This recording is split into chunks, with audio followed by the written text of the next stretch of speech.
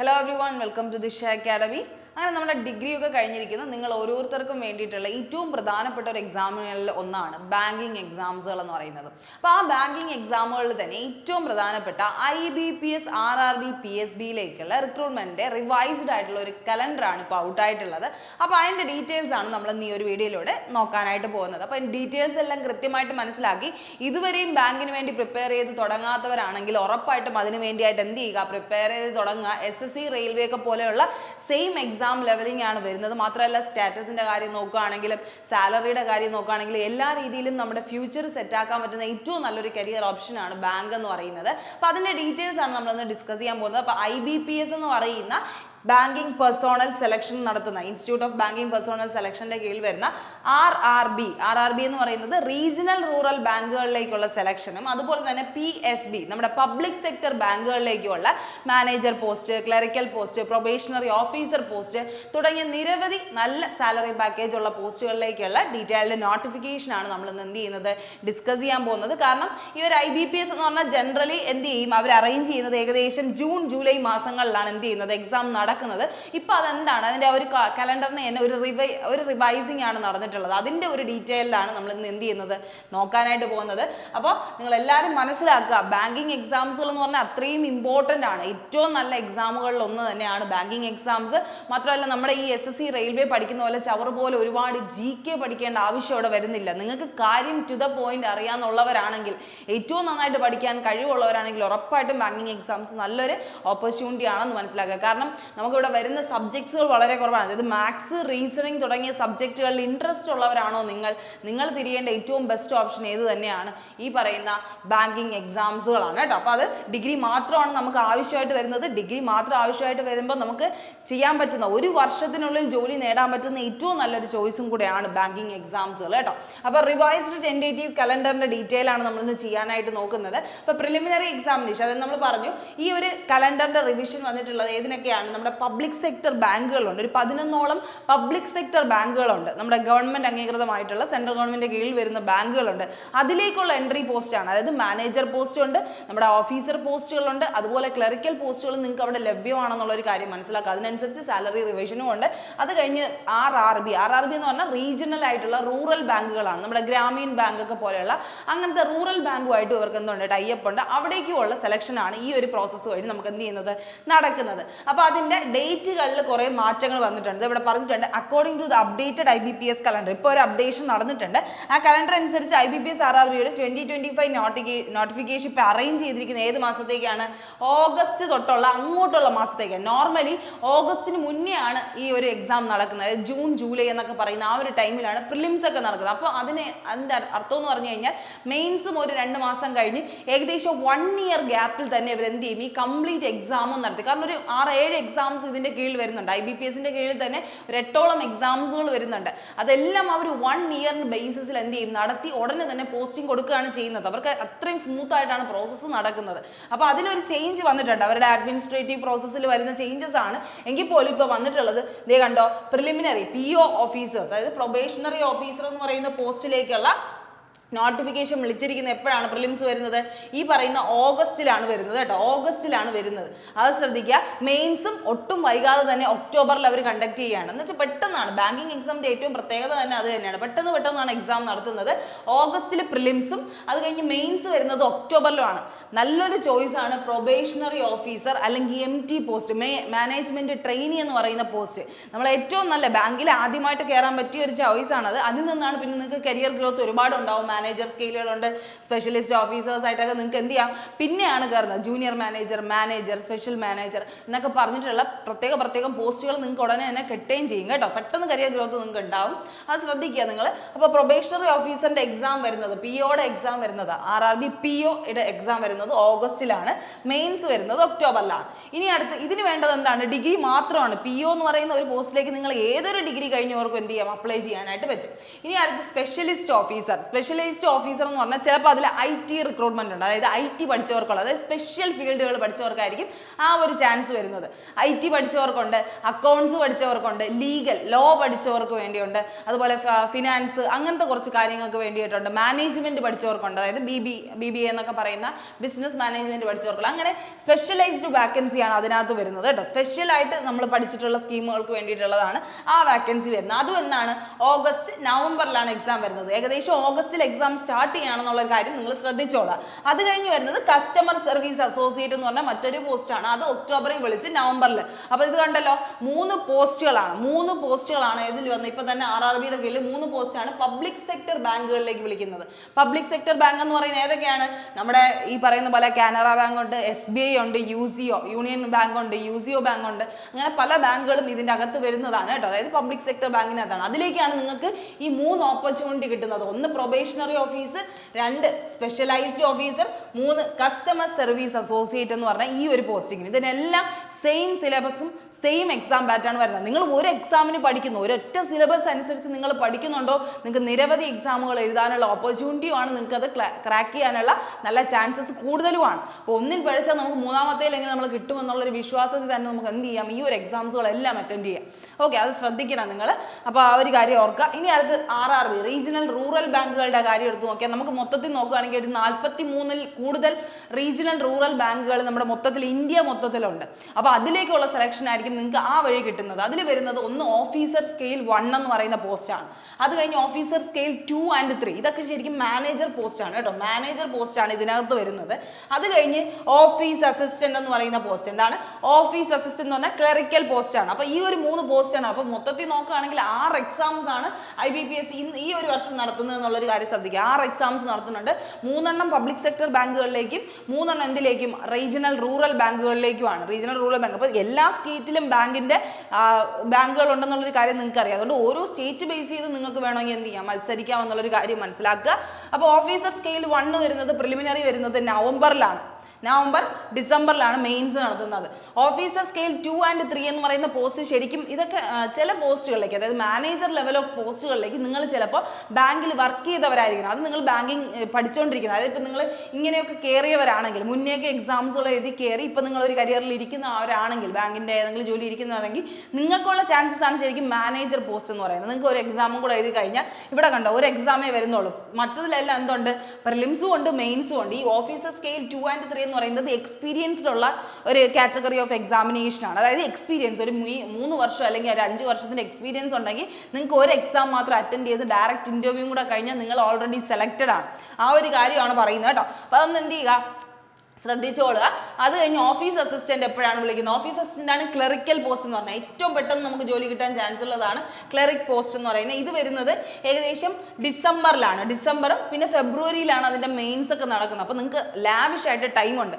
ശരിക്കും കണ്ടോ, ഇതിപ്പോൾ ഞാൻ ഇത് പറയാൻ തന്നെ കാരണം റിവൈസ്ഡ് ആയിട്ടുള്ള ടെൻറ്റേറ്റീവ് കലണ്ടറാണ്. നോർമലി ജൂൺ ജൂലൈയിൽ നടത്തിയിരുന്നെങ്കിൽ ഡിസംബറിനകത്ത് എക്സാം കഴിഞ്ഞേനെ, എല്ലാ എക്സാമും കഴിഞ്ഞു പോയേനെ. പക്ഷേ ഇതിപ്പം ഫെബ്രുവരി വരെ വന്ന് നിൽക്കുകയാണ്. അതാണ് അതിൻ്റെ ഒരു വ്യത്യാസം. ഈ ഒരു പ്രാവശ്യം വന്നൊരു വ്യത്യാസമാണ്. അത് നിങ്ങളൊരു വലിയ വ്യത്യാസമായിട്ട് കണ്ടാൽ നിങ്ങൾക്ക് കൂടുതൽ സമയം കിട്ടിയെന്ന് മാത്രം നിങ്ങൾ എന്ത് ചെയ്താൽ മതി, ചിന്തിച്ചാൽ മതി കേട്ടോ. അപ്പോൾ അത് മനസ്സിലാക്കിക്കോളൂ. ഈ ഒരു കാര്യം മനസ്സിലാക്കി 6 എക്സാം നമ്മുടെ മുന്നിലുണ്ട്. നമ്മൾ പഠിക്കേണ്ടതോ വളരെ ചെറിയൊരു സാധനം. ആ സാധനം കൃത്യമായിട്ട് ഫോക്കസ് ചെയ്ത് നിങ്ങൾ അതിന് വേണ്ടി മാത്രമായിട്ട് പഠിക്കുന്നുണ്ടെങ്കിൽ ഉറപ്പായിട്ട് നിങ്ങൾക്ക് ഇത്തവണത്തെ ഏതെങ്കിലും ഒരു ബാങ്ക് എക്സാം ക്ലിയർ ചെയ്യാനായിട്ട് പറ്റും എന്നുള്ളൊരു കാര്യം ശ്രദ്ധിക്കുക കേട്ടോ. അപ്പോൾ നിങ്ങൾ ഈ SSC റെയിൽവേ ഒക്കെ പോലെ തന്നെ ഏറ്റവും ഇമ്പോർട്ടൻ്റ് ആയിട്ട് കരുതേണ്ട ഒരു എക്സാമാണ് ഇതെന്ന് പറയുന്നത്. അപ്പോൾ ഓഗസ്റ്റിൽ സ്റ്റാർട്ട് ചെയ്ത് ഏകദേശം ഡിസംബർ ഫെബ്രുവരി വരെ നിങ്ങൾക്ക് എന്തുണ്ട്, നിങ്ങൾക്ക് എക്സാം എഴുതാനുള്ള ഒരു ടൈമുണ്ട്. അപ്പം നമ്മൾ പ്രിലിംസ് പഠിക്കുമ്പം കൂടെ എന്തും പഠിക്കണോടാ, നമ്മൾ മെയിൻസ് കൂടെ നോക്കണം. കാരണം നമുക്ക് വലിയ സമയമൊന്നുമില്ല. നമ്മുടെ റെയിൽവേ അല്ലെങ്കിൽ SSC നടത്തണ പോലെ ഇത്രയും ലാഗ് അടിച്ചിട്ടൊന്നും അല്ല നടത്തുന്ന. അവർ കൃത്യമായിട്ട് പ്രിലിംസ് പറഞ്ഞു കഴിഞ്ഞാൽ മെയിൻസിൻ്റെ ഡേറ്റ് വിട്ടാണ് അവർ വരുന്നത്. അപ്പോൾ അത് നമ്മൾ ഫോക്കസ് ചെയ്ത് തന്നെ പഠിക്കേണ്ട ആവശ്യമുണ്ട്. അപ്പോൾ ഓഗസ്റ്റിൽ തുടങ്ങും. അതിന് വേണ്ടിയായിട്ട് നമുക്ക് കാത്തിരിക്കുക. അതിൻ്റെ നോട്ടിഫിക്കേഷനൊക്കെ ഉടനെ തന്നെ റിലീസ് ചെയ്യും കേട്ടോ. അപ്പോൾ നമ്മളിവിടെ പറഞ്ഞില്ലേ, IBPSന്റെ PO എക്സാമിനേഷൻ വരുന്നത് എത്രയാണ്? 11 ബാങ്കുകളിലേക്കാണ്. നമ്മൾ പറഞ്ഞില്ലേ പബ്ലിക് സെക്ടർ ബാങ്ക് എന്ന് പറയുന്നത് 11 ബാങ്കുകളാണ് വരുന്നത്. ഇവിടെ കാണുന്നില്ലേ, bank of Baroda, bank of India, bank of Maharashtra, Canara bank, central bank of India, Indian bank, Indian overseas bank, Punjab national bank, Punjab and Sindh bank, union bank of India, UCO bank. ഇത്രയും ബാങ്കുകൾ വരെയാണ്. ഈ ഒരു 11 ബാങ്ക് നമ്മുടെ ഈ ഒരു ഇപ്പോൾ കേരളയിൽ നോക്കിയാലും എത്ര അടുത്തുണ്ടെന്നുള്ളൊരു കാര്യം നിങ്ങളൊന്ന് ആലോചിക്കുക. ആയിരിക്കും, ഇതിൽ ഏതെങ്കിലുമൊക്കെ ബാങ്കുകൾ നമുക്ക് ഉണ്ടെന്നുള്ളൊരു കാര്യം നിങ്ങൾക്ക് അറിയാമല്ലോ. അപ്പോൾ അതിലേക്കുള്ള സെലക്ഷനാണ് നിങ്ങൾക്ക് എന്ത് ചെയ്യുന്നത്, നടക്കുന്നത്. അപ്പോൾ നിങ്ങൾ ബാങ്കിലൊക്കെ ജോലി ചെയ്യണം, അത്രയും ഒരു എക്സിക്യൂട്ടീവ് ലെവലിൽ ജോലി ചെയ്യാൻ ആഗ്രഹം ഉണ്ടെങ്കിൽ ഉറപ്പായിട്ടും എന്ത് ചെയ്യുക, ഇങ്ങനെയുള്ള എക്സാംസുകൾ എഴുതാനായിട്ട് നോക്കുക. അപ്പോൾ നമ്മുടെ പ്രൊബേഷണറി ഓഫീസർ മാനേജ്മെന്റ് ട്രെയിനിക്ക് എന്താണ് പറഞ്ഞു കഴിഞ്ഞു, നമ്മുടെ സാലറി വരുന്നതെന്ന് ശ്രദ്ധിച്ചേ, 50,000-ൽ പുറത്ത്. അതാ പറഞ്ഞത്, ബാങ്കിന്റെ കാര്യത്തിൽ ഒരു ഡൗട്ടും വേണ്ട, നിങ്ങളുടെ സാലറി കംപ്ലീറ്റ്ലി സെറ്റാണ്. 50,000-ൽ പുറത്തല്ലാതെ സാലറി വളരെ കുറവായിട്ടാണ് കൊടുക്കുന്നത്. കാരണം ഏറ്റവും കൂടുതൽ നോക്കിക്കഴിഞ്ഞാൽ 1 ലക്ഷത്തിൽ പുറത്ത് സാലറി തന്നെയാണ് ബാങ്ക് മാനേജർക്കും എല്ലാവർക്കും കിട്ടുന്നത്, നിങ്ങൾക്ക് അറിയുന്ന കാര്യമാണ്. അപ്പോൾ എന്തായാലും 50,000-ൽ പുറത്ത് സാലറി എന്തിനുണ്ട്, നിങ്ങളുടെ PO പ്രൊബേഷണറി ഓഫീസർ എന്ന് പറയുന്ന പോസ്റ്റിലേക്ക് മാത്രം ഉണ്ടെന്നുള്ളൊരു കാര്യം ശ്രദ്ധിക്കുക. പിന്നെ നമ്മൾ കടന്നു പോകേണ്ട സെലക്ഷൻ പ്രോസസ്സ് ഏതൊക്കെയാണ്, prelims, mains, interview. Prelims, mains, interview എന്ന് പറയുന്നത് വലിയൊരു കടമയായിട്ടൊന്നും കാണണ്ട. നിങ്ങൾക്ക് ഓട്ടോമാറ്റിക്കലി നിങ്ങളുടെ ഒരു ഇൻട്രൊഡക്ഷൻ സ്റ്റേജും അല്ലെങ്കിൽ നിങ്ങൾക്ക് എങ്ങനെ ഡീൽ ചെയ്യാം, കസ്റ്റമേഴ്സുമായിട്ട് ഡീൽ ചെയ്യുന്ന നിങ്ങളുടെ ആ ഒരു പേഴ്സണൽ ആയിട്ടുള്ള ഒരു ക്യാരക്ടറിസ്റ്റിക്സ് മനസ്സിലാക്കാൻ വേണ്ടിയിട്ടുള്ള ഒരു ഇൻ്റർവ്യൂ ആണെന്ന് തന്നെ കരുതിയാൽ മതി. നമ്മുടെ നോർമൽ ആയിട്ടുള്ള മറ്റേ selection boards, staff selection boards ഒക്കെ നടത്തുന്ന വലിയ എക്സാം ആ ഒരു രീതി ഓഫ് ഇൻ്റർവ്യൂ അല്ല. നിങ്ങൾക്ക് അത്യാവശ്യം ഓക്കെ ആയിട്ടുള്ള നോർമൽ ആയിട്ടുള്ള ഒരു ഇൻ്റർവ്യൂ പ്രോസസ്സ് തന്നെയാണ്.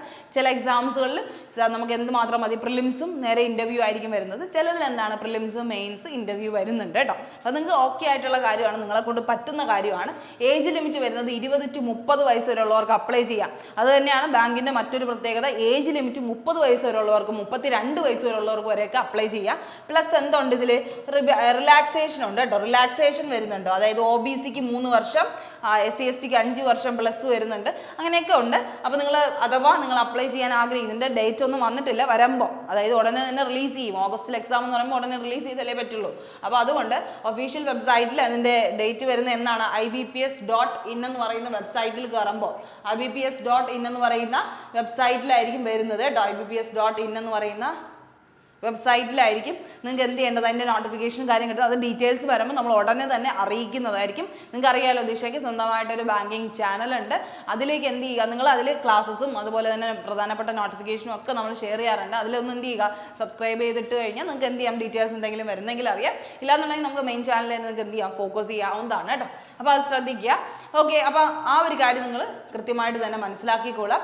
അപ്പോൾ നമ്മുടെ ബാങ്ക് ജോലി എന്ന് പറയുന്ന ഒരു സ്വപ്നമാണ് നിങ്ങൾക്ക് കൃത്യമായിട്ടുള്ളതെങ്കിൽ, ഒരു ഐഡിയയും ഇല്ല, അല്ലെങ്കിൽ ഇനി ഇതാണ് നിങ്ങളുടെ ലക്ഷ്യമെന്ന് നിങ്ങൾ ചിന്തിച്ച് തുടങ്ങിയിട്ടുണ്ടെങ്കിൽ അതിൽ ഏറ്റവും നല്ലൊരു ഓപ്പർച്യൂണിറ്റി തരാനാണ് ദിശ അക്കാഡമി ഉള്ളത്. അപ്പോൾ നമ്മുടെ തിരുവനന്തപുരം, കൊല്ലം, കൊട്ടാരക്കര ബ്രാഞ്ചസിൽ നമ്മൾ ഓഫ്ലൈനായിട്ട് തന്നെ എന്ത് ചെയ്യുന്നുണ്ട്, ബാങ്കിൻ്റെ ക്ലാസ്സസ് പ്രൊവൈഡ് ചെയ്യുന്നുണ്ട്. SSC റെയിൽവേ ബാങ്കാണ് നമ്മൾ പ്രൊവൈഡ് ചെയ്യുന്നത്. അപ്പോൾ നിങ്ങൾക്ക് അങ്ങനെ പോയി പഠിക്കണം, ഓഫ്ലൈനായിട്ട് പഠിക്കണം എന്ന് ആഗ്രഹിക്കുന്നവരാണെങ്കിൽ ഉറപ്പായിട്ടും എന്ത് ചെയ്യുക, ഓഫ്ലൈൻ ഇൻസ്റ്റിറ്റ്യൂട്ട് നമ്മുടെ കൊല്ലം, കൊട്ടാരക്കര, ട്രിവാൻഡ്രം ബ്രാഞ്ചസിൽ അവൈലബിൾ ആണ്. നിങ്ങൾക്ക് എന്ത് ചെയ്യാം, കൂടുതൽ ഡീറ്റെയിൽസ് വേണമെങ്കിൽ ഈ പറയുന്ന നമ്പറിലേക്ക് കോൺടാക്ട് ചെയ്ത് ചോദിക്കാവുന്നതാണ്.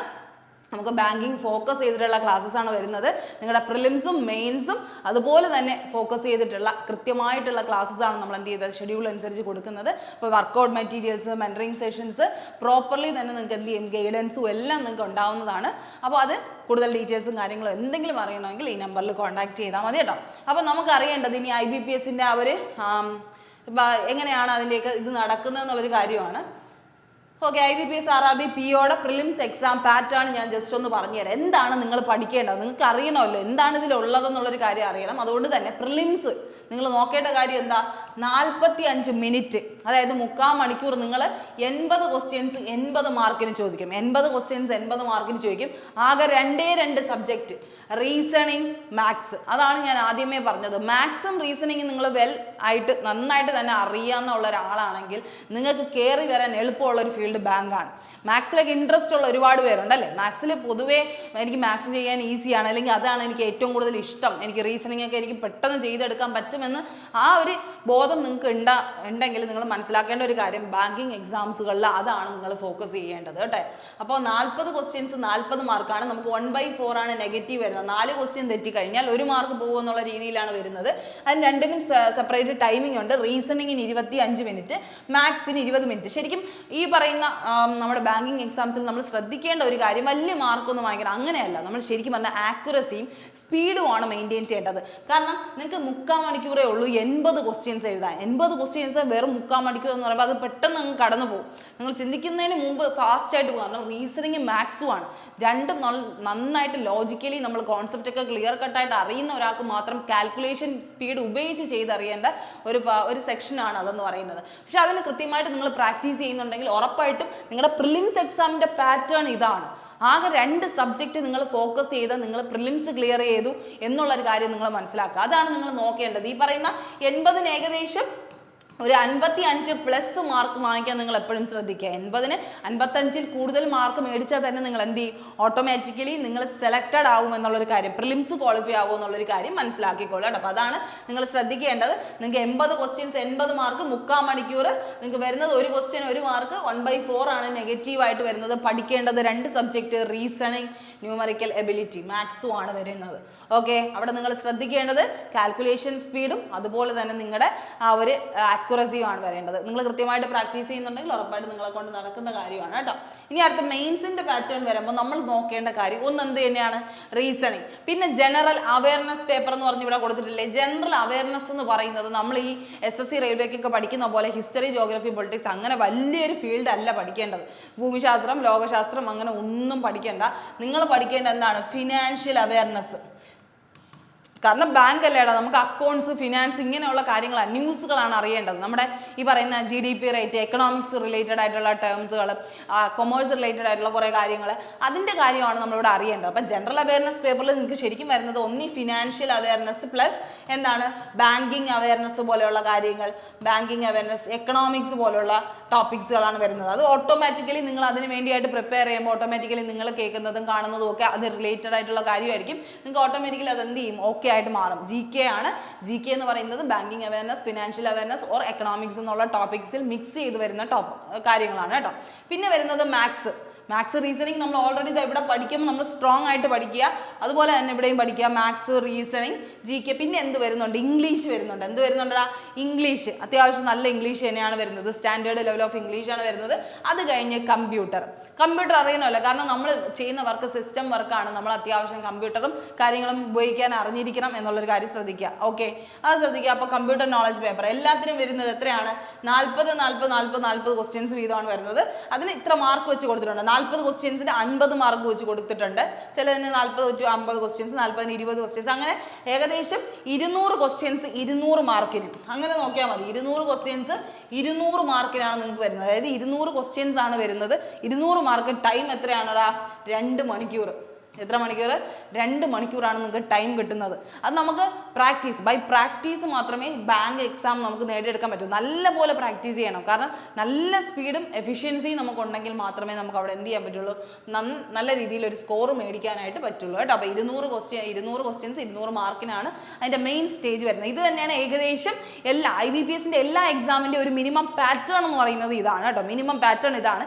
ഇനി അടുത്ത സ്പെഷ്യലിസ്റ്റ് ഓഫീസർ വരുമ്പോൾ, സ്പെഷ്യലൈസ്ഡ് ആയിട്ടുള്ള ഓഫീസർ വരുമ്പോൾ ലീഗലോ അല്ലെങ്കിൽ ഈ പറയുന്ന പോലെ ITയോ അക്കൗണ്ട്സ്, ഫിനാൻസ് അങ്ങനെ എന്തെങ്കിലും സബ്ജക്റ്റ് വൈസ് ആണ് നിങ്ങൾ സെലക്റ്റഡ് ആവാൻ പോകുന്നതെങ്കിൽ അതിൻ്റെ ക്വസ്റ്റ്യൻസ് ചോദിക്കും. HR, ഇപ്പോൾ ഹ്യൂമൻ റിസോഴ്സ് ആണെങ്കിൽ അങ്ങനെയൊക്കെ ഉള്ള ഫീൽഡിലേക്കാണ് നിങ്ങൾ പോകുന്നതെങ്കിൽ അതിൻ്റെ ഒരു ട്രേഡ് പേപ്പറും കൂടെ നിങ്ങൾ എന്ത് ചെയ്യേണ്ടി വരും, അറ്റൻഡ് ചെയ്യേണ്ടി വരും.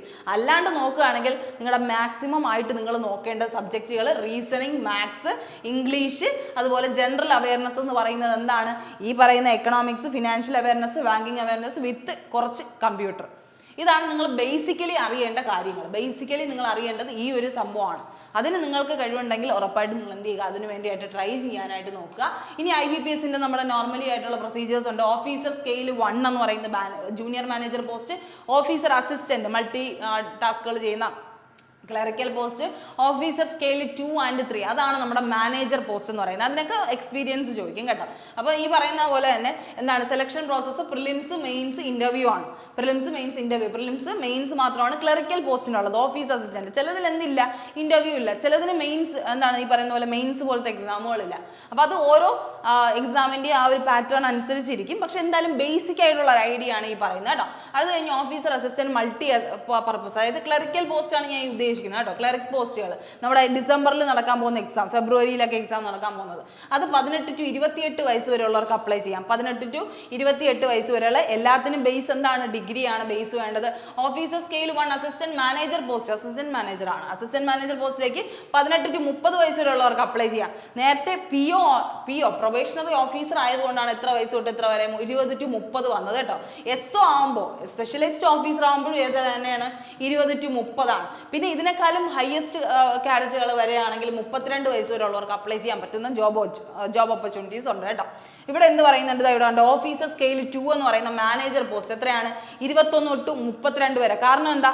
മാനേജർ ആൻഡ് എക്സ്പീരിയൻസ് ഉള്ളത് കൊണ്ട് ആ എക്സ്പീരിയൻസും കൂടെ കണക്കാക്കിയാണ് അവർക്ക് ഏജ് ലിമിറ്റ് ഇട്ടിരിക്കുന്നത് കേട്ടോ. ഓഫീസർ സ്കെയിൽ 3 സീനിയർ മാനേജർ പോസ്റ്റുകളാണെങ്കിലോ 21 വയസ്സ് തൊട്ട് 40 വയസ്സ് വരെ ഉള്ളവർക്ക് അപ്ലൈ ചെയ്യാം. അതാണ് അവിടുത്തെ പ്രത്യേകത. എക്സ്പീരിയൻസ് ഉണ്ടോ നിങ്ങൾക്ക് ഏജ് ലിമിറ്റും കൂടി വരും. ഇല്ലാന്നുണ്ടെങ്കിൽ അതൊന്നും ഇല്ലാതെ നിങ്ങൾക്ക് നോർമലി ആയിട്ടുള്ള ഒരു ഇതായിരിക്കും കൊടുക്കുന്നത് കേട്ടോ. അപ്പം എന്തായാലും ആ ഒരു ഏജ് ലിമിറ്റ് മനസ്സിലാക്കുക. 18 to 28 ഉണ്ട്, 18 to 30 ഇയേഴ്സ് ഉണ്ട്, 20 to 30 ഇയേഴ്സ് ഉണ്ട്, അതുപോലെ 21 to 32 ഇയേഴ്സ്, 40 ഇയേഴ്സ് വരെ ഉള്ളതൊക്കെ ഉണ്ട് കേട്ടോ. അപ്പം അത് അങ്ങനെ നിൽക്കട്ടെ. പക്ഷെ നിങ്ങൾക്ക് എല്ലാവർക്കും അപ്ലൈ ചെയ്യാൻ പറ്റുന്ന ഒരു നല്ല എക്സാം തന്നെയാണ് banking exams. Officer scale 1 assistant മാനേജറിന് കിട്ടുന്ന സാലറി കാണുന്നുണ്ടോ? 60,000 നിന്ന് തുടങ്ങി 61,000 പ്ലസ് ഇതിൻ്റെ കൂടെ എന്തുണ്ട്? ഇൻക്രിമെന്റ്സ് ഉണ്ട്, എമോൾമെന്റ്സ്, എല്ലാ കാര്യങ്ങളും വരുന്നുണ്ട് കേട്ടോ. അത് കഴിഞ്ഞ് ഓഫീസർ സ്കെയിൽ 2 മാനേജർ പോസ്റ്റ് ആണെങ്കിൽ 75,000 നിന്ന് തുടങ്ങി 77,000 വരെ കിട്ടുന്ന സാലറി. ഓഫീസർ സ്കെയിൽ 3 സീനിയർ മാനേജറിലേക്കാണെങ്കിൽ 80,000 തൊട്ട് 90,000 വരെ കിട്ടുന്ന സാലറി. ഞാൻ പറഞ്ഞില്ലേ 1,00,000 50,000 പുറത്ത് കുറഞ്ഞ സാലറി ഇല്ല, 50,000 കൂടുതൽ മാത്രമേ സാലറി തരുള്ളൂ. ഓഫീസർ അസിസ്റ്റന്റ് മൾട്ടിപർപ്പസ് ആണെങ്കിൽ 35,000 തൊട്ട് 37 എന്ന് പറയുന്നെങ്കിലും നിങ്ങളുടെ കയ്യിൽ നിങ്ങൾ വാങ്ങിക്കുന്നത് ഏകദേശം നല്ലൊരു സാലറി പാക്കേജ് ആയിരിക്കും. ഇത് ഓഫീസർ അസിസ്റ്റന്റ് ആണ്. ക്ലറിക്കൽ പോസ്റ്റ് ആദ്യം കയറുമ്പോൾ ഏകദേശം നിയർ ബൈ 50 എന്നുള്ള രീതിയിലാണ് നിൽക്കുന്നത് കേട്ടോ. അപ്പോൾ ആ ഒരു കാര്യം എന്തായാലും എന്ത് ചെയ്യുക? ശ്രദ്ധിക്കുക. നിങ്ങളുടെ ആവശ്യം അനുസരിച്ച് നിങ്ങളുടെ നമ്മുടെ എക്സാം എഴുതി നമ്മൾ ക്ലിയർ ചെയ്തതനുസരിച്ച് നമുക്ക് എന്ത് ചെയ്യാൻ പറ്റും? നല്ലൊരു സാലറി മേടിക്കാൻ പറ്റും എന്നുള്ളൊരു കാര്യം നിങ്ങൾ അഷ്വറായിട്ട് തന്നെ മനസ്സിലാക്കിക്കൊള്ളുക. അപ്പോൾ അത് ശ്രദ്ധിക്കുക. ഇനി അടുത്ത് അഥവാ നിങ്ങൾ ഇതിനൊക്കെ അപ്ലൈ ചെയ്യാൻ നോക്കുന്നുണ്ടെങ്കിൽ നിങ്ങൾക്ക് വരുന്ന ആ ഒരു ബാങ്കിങ് എക്സാംസിൻ്റെ ഫീസും കൂടെ ഞാൻ ജസ്റ്റ് ഒന്ന് പറഞ്ഞു തരാം. ജനറൽ OBC EWS കാൻഡിഡേറ്റ്സിന് എത്രയാണ്? 850 രൂപ പ്ലസ് GST ആണ്. നിങ്ങൾ നോർമലി കൊടുക്കുന്ന ഏതൊരു ബാങ്ക് എക്സാമിനായാലും നിയർ ബൈ 1000 എന്നുള്ള റേഞ്ചിൽ തന്നെയായിരിക്കും നിങ്ങൾക്ക് ഈ പറയുന്ന എന്ത് വരുന്നത്? ഫീസ് കൊടുക്കേണ്ടത് വരുന്നത്. പിന്നെ SC ST PWD കാൻഡിഡേറ്റ്സിനാണ് 175 രൂപ വരുന്നത്, 175 രൂപ വരുന്നത്. ബാക്കി എല്ലാവർക്കും ഏകദേശം 1000 ആ ഒരു റേഞ്ച് തന്നെയായിരിക്കും നിൽക്കുന്നത് കേട്ടോ. അത് ശ്രദ്ധിക്കുക. ബാങ്കിങ് എക്സാം ആണ്, ഇത്രയും നല്ലൊരു സാലറി കിട്ടുന്നത് കൊണ്ട് തന്നെ അവരെന്ത് ചെയ്യും? ആ കൊടുക്കുന്ന ആപ്ലിക്കേഷൻ ഫീസും, കാരണം അത്രയും സെലക്റ്റഡ് ആയിട്ടുള്ളവർ അപ്ലൈ ചെയ്താൽ മതി, അങ്ങനെ വേണമെന്നുള്ളവർ അപ്ലൈ ചെയ്താൽ മതി, അങ്ങനെ എല്ലാവരും അപ്ലൈ ചെയ്യണമെന്നൊന്നും അവർ പറയുന്നില്ല. അത്രയും ആവശ്യമുള്ളവർ, അത്രയും യോഗ്യരായിട്ടുള്ളവർ അപ്ലൈ ചെയ്താൽ മതി എന്നുള്ള രീതിയിലാണ് അവർ എന്ത് ചെയ്തിരിക്കുന്നത്, അങ്ങനെ ഒരു എന്ത് കൊടുക്കുന്നത്? ഈ ഒരു ആപ്ലിക്കേഷൻ ഫീസ് അവർ ഇട്ടിരിക്കുന്നത് കേട്ടോ. അപ്പോൾ അത് ശ്രദ്ധിക്കുക. ആ ഒരു കാര്യം കൃത്യമായിട്ട് തന്നെ മനസ്സിലാക്കിക്കൊള്ളാം. അപ്പോൾ ഇത്രയും ഡീറ്റെയിൽസ് ആണ് നമ്മൾ ഇന്ന് എന്ത് ചെയ്യുന്നത് പറയാനായിട്ട് ഉദ്ദേശിച്ചത്. അപ്പോൾ ശ്രദ്ധിക്കുക. ബാങ്കിങ് ഫൗണ്ടേഷൻ ക്ലാസ് നമ്മുടെ ഓൺലൈനിലും നമ്മൾ അവൈലബിൾ ആക്കിയിട്ടുണ്ട്. അപ്പോൾ ബാങ്കിങ്ങിൻ്റെ ഒട്ടും ഫൗണ്ടേഷൻ ഇല്ലാത്തവരാണ് നിങ്ങളെങ്കിൽ, കൃത്യമായ രീതിയിൽ പഠിക്കണമെന്ന് ആഗ്രഹിക്കുന്നുണ്ടെങ്കിൽ ഉറപ്പായിട്ടും നമ്മുടെ ഓൺലൈൻ ബാച്ചസിലും നിങ്ങൾക്ക് ജോയിൻ ചെയ്യാവുന്നതാണ്. ഞാൻ നേരത്തെ പറഞ്ഞു ഓഫ്ലൈൻ ബാച്ചസിൽ നിങ്ങൾക്ക് കൃത്യമായിട്ടുള്ള ക്ലാസ്സസ് പ്രൊവൈഡ് ചെയ്യുന്നുണ്ട്. അതിന് കൂടെ തന്നെ ഇനി ഓൺലൈനിൽ നിങ്ങൾക്ക് പറ്റുമോ എന്ന് ആഗ്രഹിക്കുന്നവരാണെങ്കിൽ ഈ ഓൺലൈൻ എക്സാമിനേഷൻ്റെ കാര്യം കൂടെ നിങ്ങൾ എന്ത് ചെയ്യുക?